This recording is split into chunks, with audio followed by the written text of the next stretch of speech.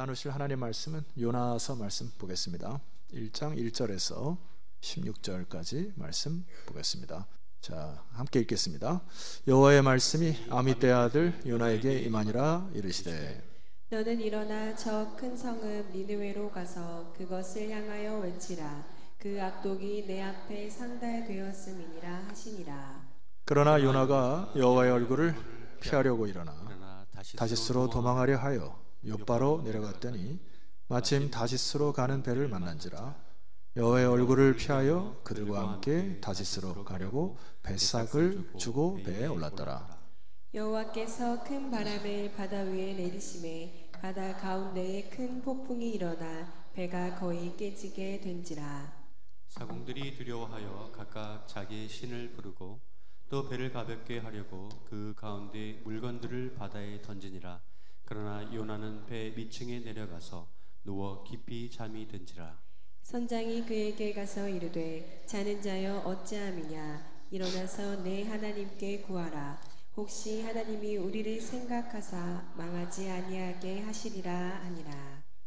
그들이 서로 이르되 자 우리가 제비를 뽑아 이 재앙이 누구로 말미암아 우리에게 임하였나 알아보자 하고 그 제비를 뽑으니 제비가 요나에게 뽑힌지라.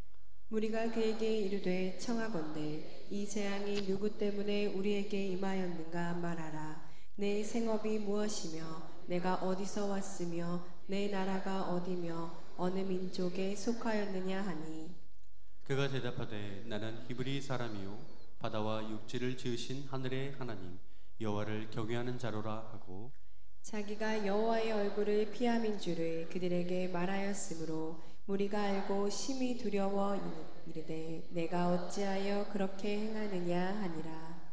바다가 점점 흉흉한지라. 무리가 그에게 이르되 우리가 너를 어떻게 하여야 바다가 우리를 위하여 잔잔하겠느냐 하니 그가 대답하되 나를 들어 바다에 던지라. 그리하면 바다가 너희를 위하여 잔잔하리라. 너희가 이 큰 폭풍을 만난 것이 나 때문인 줄을 내가 아노라 하니라. 그러나 그 사람들이 힘써 노를 저 배를 육지로 돌리고자 하다가 바다가 그들을 향하여 점점 더 흉흉함으로 능히 못한지라. 무리가 여호와께 부르짖어 이르되 여호와여 구하고 구하오니 이 사람의 생명 때문에 우리를 멸망시키지 마옵소서. 무죄한 피를 우리에게 들이지 마옵소서. 주 여호와께서는 주의 뜻대로 행하심이니이다 하고 요나를 들어 바다에 던짐에 바다가 뛰노는 것이 곧 그친지라. 그 사람들이 여호와를 크게 두려워하여 여호와께 제물을 드리고 서원하였더라. 아멘. 예, 제가 내년을 준비하면서 내년 주제표를 한번 준비해봤습니다. 화면을 보시고 큰 소리를 한번 읽으시죠. 시작. 예. 옆 사람에게도 한번 할까요? 시작.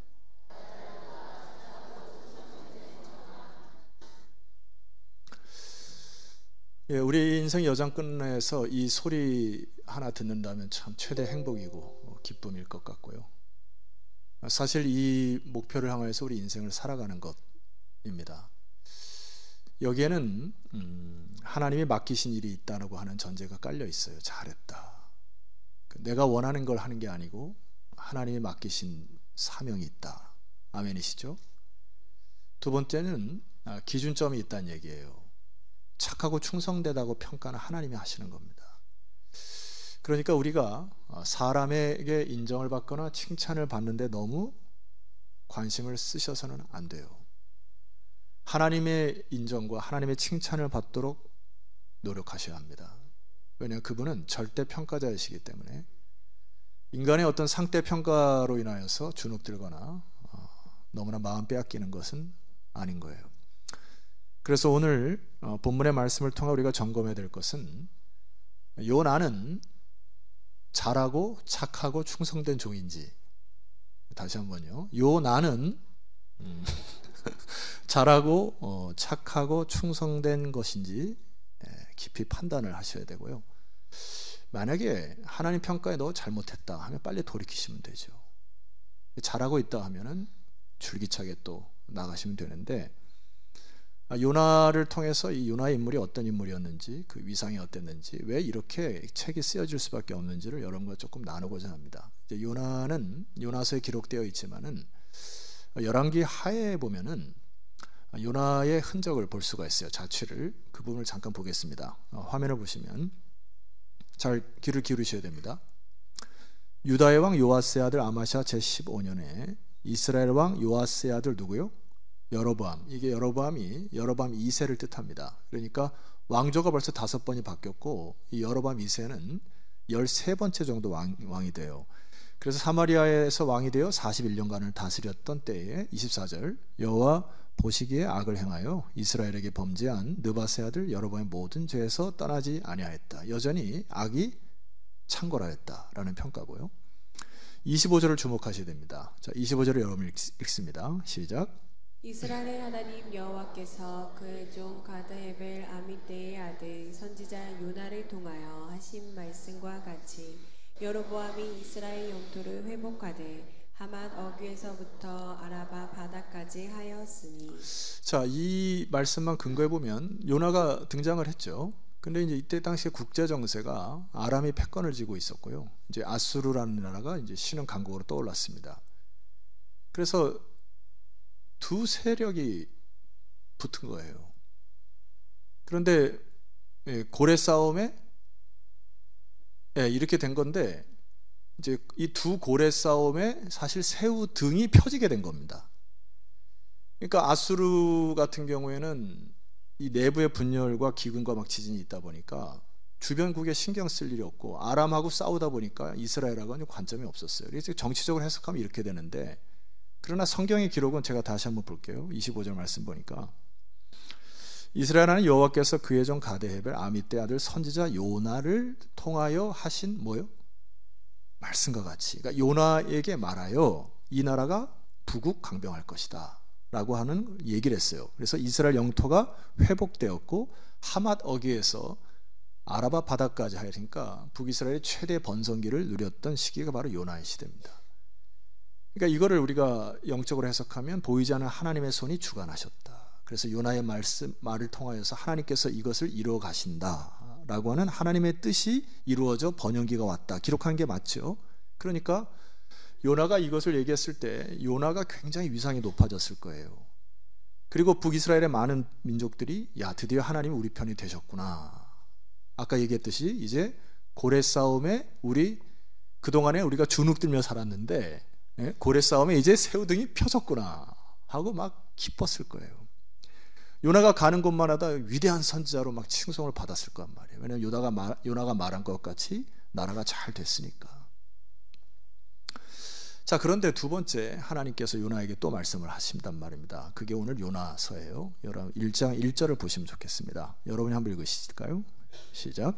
여호와의 말씀이 아미떼의 아들 요나에게 임하니라 이르시되. 자, 여기 보면 이제 두 번째 요나에게 말씀이 있는데 요나가 어떤 기대가 있었을까요?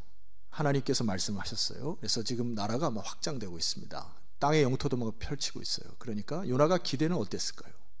야, 이제 너의 나라가 아수르를 집어삼킬 거고, 아람 나라까지 막 집어삼켜서 내가 하나님 되심을 보여줄 것이다. 막 이런 걸 기대하지 않았겠습니까?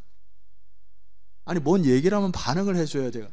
그럴 수 있겠지 않겠어요?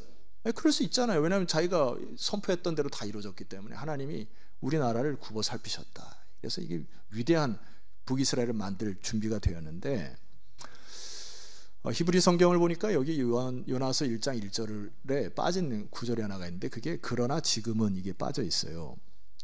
그러니까 이게 이제 여러분 엔드라고 하는 접속사는 앞에 얘기가 있었단 얘기죠. 그러니까 열왕기하가 지금 이렇게 역사적으로 흘러왔는데 그리고 지금은 요나에게 새로운 메시지가 주어졌다 이런 얘기잖아요.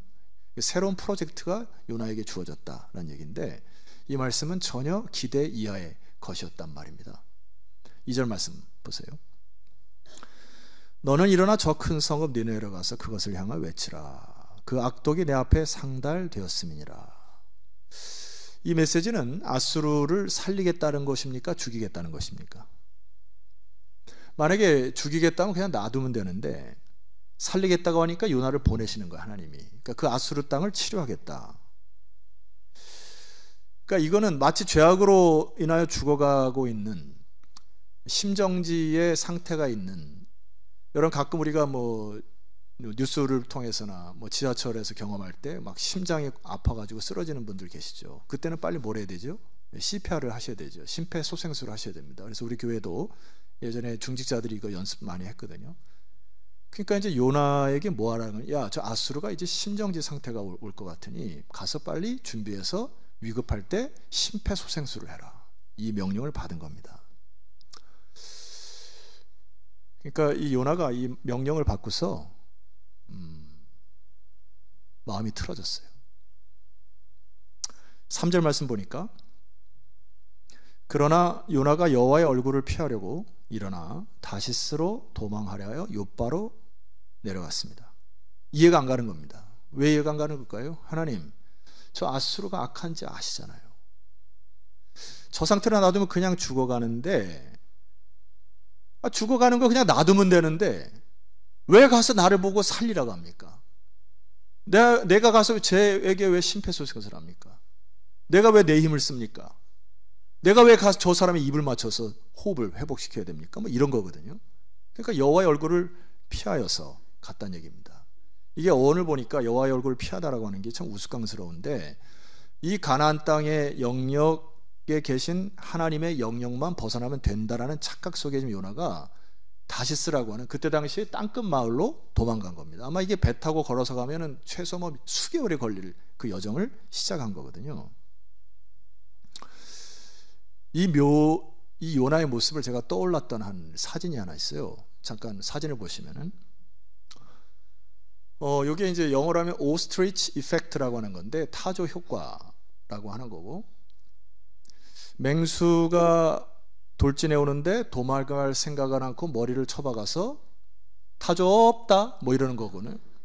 그러니까 우리말로 표현하면 이게 꿩을 잡을 때 꿩이 머리 쳐박거든요. 그러니까 엉덩이를 높이 들고 나를 쫓아오는 맹수가 없다는 생각으로 머리 쳐박는 상태. 근데 제가 더 웃긴 거는, 그림을 봐주세요. 아직 그림 안 끝났어요. 이게 단순한 그림이 아니에요. 저 뒤에 호랑이 보이죠? 호랑이가 뭐라고 얘기했겠어요? 야, 쟤 왜 저러니, 쟤? 저 꼴이 이게 좀 기가 막히는 거예요. 우스꽝스럽기도 하고, 어이없기도 하고. 여러분, 사실 이 요나의 모습이 이 모습입니다. 여기서부터 인생의 비극이 시작돼요. 여러분, 어쩌면 이게 우리의 인생의 모습의 일부분인 것 같기도 해요. 왜냐하면은 제가 최근에 이제 개인적으로 중보하는 영혼들이 있어요. 그래서 뭐 그 영혼들을 위해서 기도할 때마다 마음이 힘들고 괴롭습니다. 근데 이제 대다수 그 하나님을 멀리하거나 피한 사람들의 특징을 보면은 이런 거거든요. 옛날 필리만 씨가 쓴 책 중에 하나님, 나는 당신께 실망했습니다, 이런 책이 있어요. 그러니까 내가 이성으로 이해할 수 없는 상태가 되니까 하나님께 실망을 하고 그냥 떠나버립니다. 그리고 갑작스러운 어떤 일이 닥칠 때 훅 올라오는 단어가 있죠. Why me? 도대체 왜 나에게 이런 시련을 주십니까? 나는 그래도 잘 살았다고 생각하는데 왜 접니까? 그리고 삶이 무료해지는 어떤 그 일상생활 속에서 심적으로 점점 하나님을 떠나는 사람들을 보게 됩니다. 답답한 거예요. 이거는 여호와를 피하는 것과 머리를 쳐박는 것과 별 다를 바가 없습니다. 이거는 인생의 비극이라고 저는 생각이 돼요. 왜냐하면은 잘하였도다 착하고 충성된 종은 하나님의 평가가 있어야 되는데, 자기를 만드신 하나님을 떠난다고 하는 것이 너무나 미련스러운 거거든요. 안타깝기도 하고. 도대체 왜 이런 현상들이 일어날까요? 제가 요나서를 묵상하면 묵상할수록 인간이 갖고 있는 편협함과 옹졸함의 몸소리가 쳐져집니다. 저를 비롯해서 많은 사람들이 이 편협함과 옹졸함이 있다는 얘기예요. 제가 읽었던 그 제인 오스틴이라고 하는 사람이 쓴 오만과 편견을 보면, 그 주인공이 엘리자베스하고 그 남자 주인공이 달시라고 하는 달시 이렇게 표현하는 이 사람들이 서로 오만과 편견 때문에 서로 가까워질 수가 없는 상태가 됩니다. 나중에는 편지글을 써가지고 풀려지게 되는데, 거기에 나와 있는 이제 글 중에 이런 글이 있어요. 여러분이 한번 읽어보시죠. 자, 시작. 내가 다른 사람을 사랑하지 못하게 하고 오만은 다른 사람이 나를 사랑할 수 없게 만든다. 편견이라고 하는 거 제가 조금 더 화면을 두시고 잘 들어보세요. 이게 잘 안 들으면 편견이 생깁니다. 그리고 떠날 때 오만하게 돼요. 잘 들으셔야 돼요. 편견이라고 하는 것은 내가 타인을 바라보는 시선이 굴절되어 버린 것입니다. 오만은 반대로 내가 자기 스스로를 바라보는 것들이 오류가 되어 자기를 바로 바라보지 못하는 굴절이 되는 거예요. 그러니까 이 편견과 오만이 가득한 사람들의 특징은 뭐냐면은 말을 많이 한다는 얘기. 말을 많이 한다는 게 뭐예요? 자기의 생각과 자기의 뜻을 관철시킬 때까지 말을 해야 직성이 풀리는 겁니다. 커뮤니케이션이라는 게 뭐죠? 커뮤니케이션은 일방통이 되어서는 안 돼요. 상대방의 말을 듣고 내 말을 하고 주고받고 딴따라라라다 이게 돼야 되는데, 오만과 편견에 사로잡힌 사람은 자기가 갖고 있는 이 생각이 관철될 때까지 계속 고집스럽게 얘기를 함으로 인하여 다른 사람이 호흡하기를 어렵게 합니다. 그리함으로 관계가 깨지는 거예요. 결과로 외로워지고 공허함이 찾아옵니다. 제가 영국에 있을 때 이 쓰는 단어가 하나 있었는데, 그 영어 단어로 채터복스라고 이제 라고 하는데, 이게 우리나라로 하면 수다쟁이거든요. 입만 열면 말만 하는 사람. 그래서 내 친구가 영국에 같이 살았던 친구는 남자가 하도 그 말이 많았는데, 와이프랑 얘기를 하다가 와이프가 자는데도 모르고 계속해서 자기 얘기를 하다가 지쳐 떨어지는 그 친구가 있었어요. 내가 이름만 대면 모르는 사람 있습니다. 제가 여러분과 살펴보고 하자는 이 편견에 대한 부분인데, 요나의 편견이 뭐죠? 저 아수르 같은 것은 망해야 된다고. 저 나라는 망해도 싸다는 편견으로 꽉 잡혀 있습니다. 여러분, 뭐가 문제입니까? 기준이 자기 기준이잖아요. 그도 그럴 것이 합리적 이유는 있어요. 예를 들어서 역사가들의 평가에 의하면은 독일 나치보다도 아수르의 잔혹상이 더 심하다. 그래서 설교 시간에 많은 걸 말씀드릴 수는 없고, 아수르가 잔혹하게 죽인 것 중에 사람을 그 나무꼬챙이에 매달아가지고 말려 죽이는 그 기사가 있고요. 자녀들의 목을 따가지고 이것을 기념품으로 만들어가지고 장식품에 걸어놓으라고 이렇게 선물까지 줬던 그런 기록들이 있어요. 얼마나 잔혹합니까? 그러니까 이 소식들을 다 생각하고 본인이 판단해서 요나가 뭐 한 거예요? 그런 편견을 가지고 저 악한 녀석들은 죽어야 되고 저 악한 녀석들은 잘 되면 안 되고, 그러니까 하나님이 시킨 것에 대해서 나는 못합니다 하고 불순종하여 떠납니다. 그가 가진 편견으로 하나님께 순종할 마음이 없습니다. 자, 이후에 이 인간의 인생이 망가지는 게 보여요. 4절 이하에 보니까 봅시다. 여호와께서 큰 바람을 바다 위에 내리심에 바다 가운데 큰 폭풍이 일어나 배가 거의 깨지게 되었습니다. 여러분, 이런 경험 해보신 적 있으세요? 5절, 사공들이 두려워하여 각각 자기의 신을 부르고 또 배를 가볍게 하려고 그 가운데 물건을 바다에 던졌습니다. 자, 그 다음 함께 읽어볼까요? 자, 시작. 그러나 요나는 배 밑층에 내려가서 누워 깊이 잠이 든지라. 제정신이 아니에요. 이거는 이 꼬라지 중에도 산꼬라지입니다. 여러분, 제가 낙도 선교를 갔을 때 큰 배를 타고 이제 작은 섬에 들어갈 때는 중간 배를 타요. 중간 배를 타고 가는데 폭풍을 만났습니다. 제 기억으로 한 20명 미하에 되는 인원들이 거기 조그만 배 그 사공한테 해가지고 전심으로 살려고 그냥 대동단결, 누구 하나라도 허투른 마음 생각 안 하고 앞에서 지시하는 대로 이렇게 저렇게 하면 20명이 이렇게 했다 살기 위해서인데, 요나는 뭐 했다고요? 찼어요.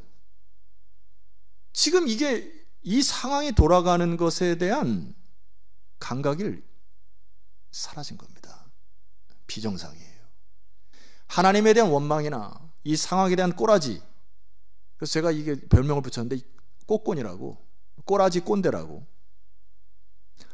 남들이 어떻든 눈에 들어오지 않는 겁니다.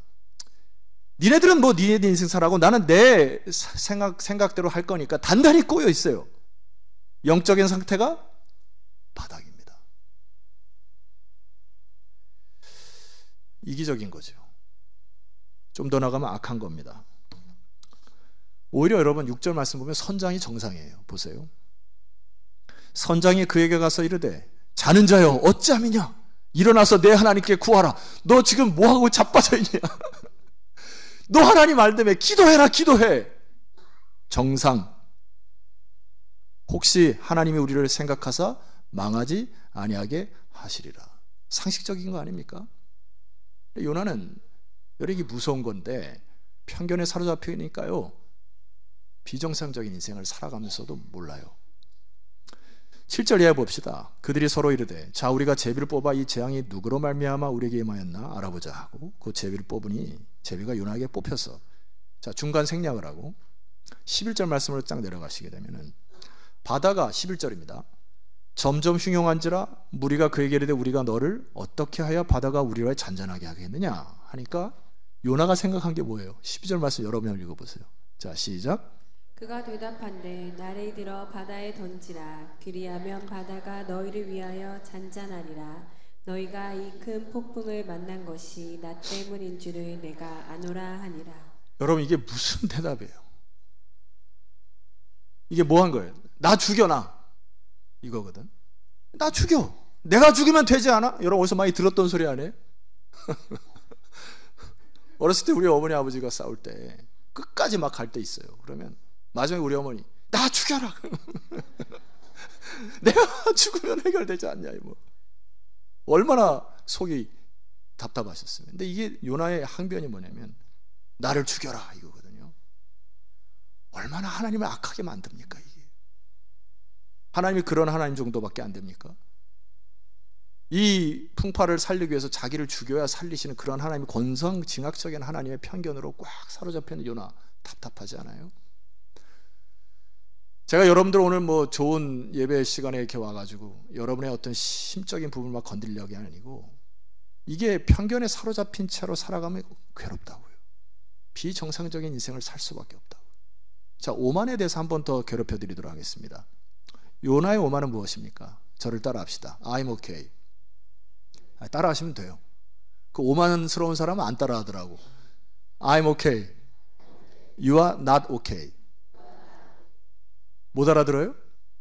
다시 한번. I'm good. You are not good. 이게 기본적인 생각으로 대화를 접근하는 겁니다. 나는 선한데 너는 선하지 않아. 오만함이죠. 나는 okay. 너는 you are not okay. 나는 네가 보기보다는 내 스스로 나는 오케이라고 생각해. 이게 사람을 숨막히게 한다는 얘기예요. 여러분 사실 요나가 외쳤던 그 시대가 여로보암 2세라고 말씀드렸죠. 북이스라엘 왕이 여러 9왕이 지나가는데 한 사람도 하나님 앞에 선한 왕이 없습니다. 다 여로보암의 왕의 길로 갔다 이렇게 평가가 돼요. 맞죠? 그러니까 아수르나 이스라엘이나 도낀 객긴이었어요. 그 시대가. 우리 속담에 그런 게 있죠.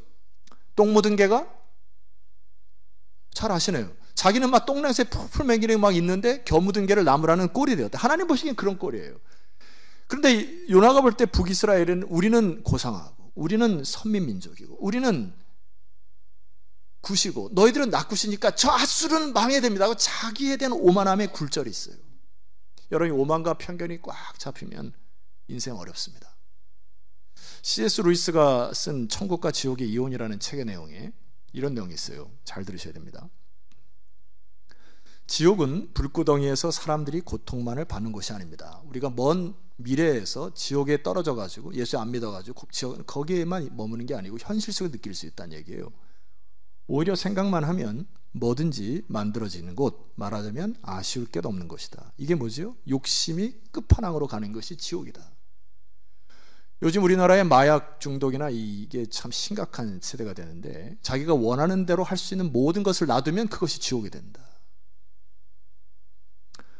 두 번째, 하지만 모두가 자신의 의지를 극단적으로 관찰하려는 탓에 다른 이들과 함께 할 수 없어서 시간이 갈수록 각자가 한없이 고립되는 곳을 지옥으로 묘사합니다. 한 지붕 안에 살아도 여러분, 이 시대 망초 중에 하나가 뭡니까? 같이 식사를 해도 아이들은 스마트폰을 통해서 고립돼요. 방에 들어가서 뭘 하는지 모르는 세대가 되지 않았습니까? 고립되는 것은 안 좋은 거예요. Not good. 사람은 서로 관계를 맺어야 되는 거고, 서로 소통해야 되는 거고, 시간이 갈수록 점점 그 사람이 고립되는 것은 지옥의 삶을 살게 되는 것입니다. 그 갖고 있는 오만 때문에. 자, 여기서 뭘 하면 돼요? 요나가 하나님이 일어나라 하면 그 말씀 듣고 일어나면 됩니다. 뭐 하나님 내 생각 같듯이 이런 거 집어치우시고, 하나님이 여러분의 양심에 불을 땡기시거나 혹은 말씀으로 여러분을 때리시거나, 기도 중에 여러분 세면 음성을 들을 때 일어나라, 그 자리에서 일어나면 벌떡 일어나시기를 주의 이름으로 축원합니다. 그리고 돌이키시면 돼요. 그리고 하나님의 말씀에 순종하는 바로 그때 피로소리가 자유를 느낀단 말이에요. 자, 마지막으로 제가 말씀드릴 게 있어요. 아수르라고 하는 악한 나라를 보는 하나님의 시야를 보셔야 됩니다. 화면을 보십시다. 요나서 4장 11절 말씀 같이 선포합니다. 시작.